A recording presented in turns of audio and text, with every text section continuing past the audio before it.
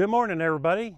We are in Lake Wales, Florida at Crystal Lake Park, and we are doing our Club QRP event. We do this every month. We have a different theme, and we try to include our technicians into our theme. And so we are running 10 meters for technicians here at the QRP. So it gives a chance for our technician class folks to use their license on HF, so that's pretty cool. So there's a lot to see here today. We have a very cool ATAS setup for HOA type hams that we'll have that set up here. We have another ham who just purchased an old police car that was a surplus police car, and he has outfitted it with his radio equipment. So sit back and enjoy the video.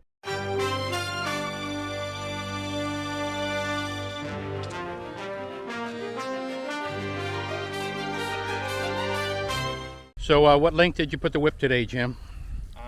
12 feet, 10.9 inches. And you're going to be operating where?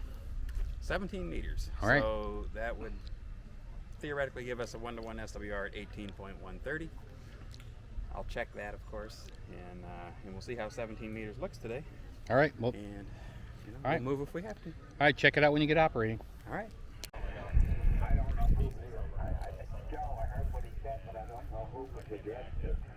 So, Bear, where are you operating today? I'm listening on 40 right now, trying to make a contact. Okay, roger that. No luck yet. No luck yet? Okay. What are you running for an antenna today? It's an end-fed. End-fed antenna. Running up through the tree. Very nice.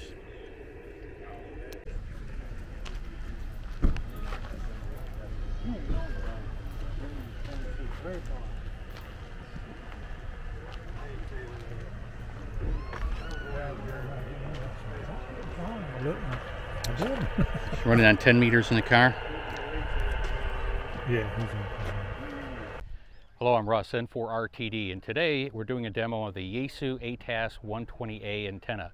It's a screwdriver type antenna, but it can be directly controlled from a number of Yaesu radios. Now, you could control it with other radios, but you'd have to buy a separate box. MFJ sells a box for another $100. But separate from that, all you need is the antenna, the coax, and the radio itself. Now, I'm going to give you a little run through on the antenna itself. So the way we have it mounted here is it is stake mounted into the ground with the RG8X coax connected to it. It has a 36-inch by 84-inch piece of screening for counterpoise. I'm sure you've probably seen this in other YouTube videos. That works outstanding. I've also run it in a tripod as well as a mass situation at home, and it has worked fabulous. So there's no separate control cable needed. All the controlling for the up and down for the antenna is controlled by the radio. This antenna will do 40 through 6 meters. It will also do VHF and UHF. And today we're controlling it with a Yaesu 891 radio. Take a quick look here. And right now it's on, right now it is on 40 meters on the South Cars net.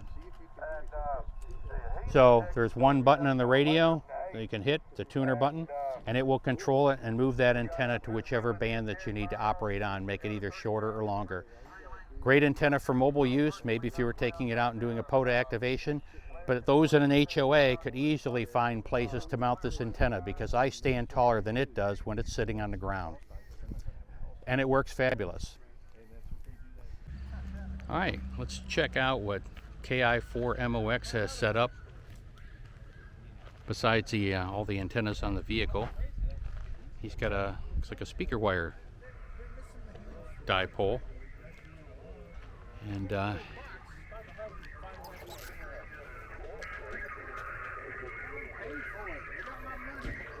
hello, Alan. Howdy, howdy. Howdy, howdy. So you've got your speaker wire antenna up? Yep, I got my 20 meter, 20 and 17 meter doublet, speaker wire doublet, and my 705 working parks on the air, a lot of those. I brought my SDR trunk setup out today, my 2 dongles, All right. My oversized antennas that I don't need. And just listening to the County 800 trunk system, P25.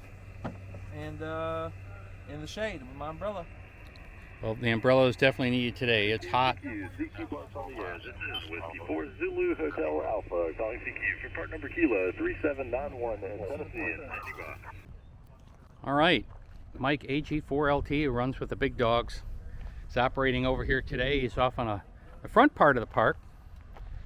And what kind of antenna are you running today? It looks like you've got a tripod mount with a number of counterpoise and Wolf River coils. And that's the chameleon antenna extension, correct?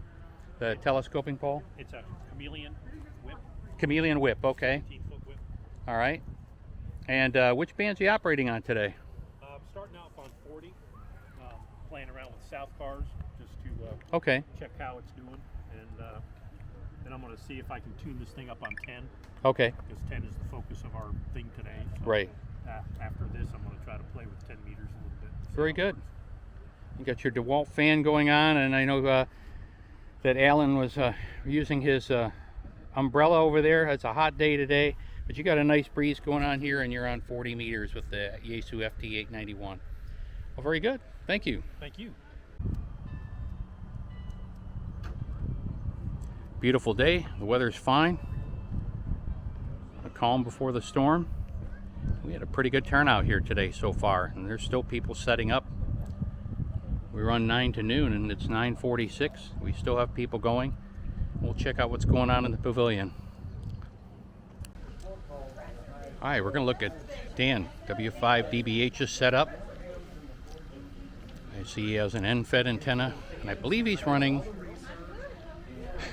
20 meters FT8.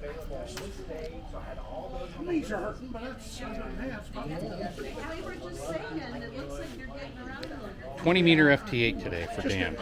Well, I'm just changing to 15. Are you changing to 15? Yes. All right. No contact. All right, well, good luck on 15. Dan's got both his go boxes out here today. And we have our normal handouts today for people that'd like to get started in amateur radio who come out and see our setups today. Information about Skywarn and Aries Communications, as well as some free Kenwood hats and travel mugs, courtesy of Jimmy KJ4SGJ.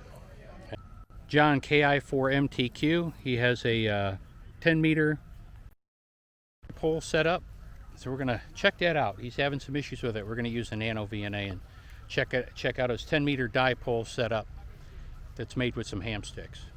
So this is our unusual vehicle of the day to our QRP, kind of pedal power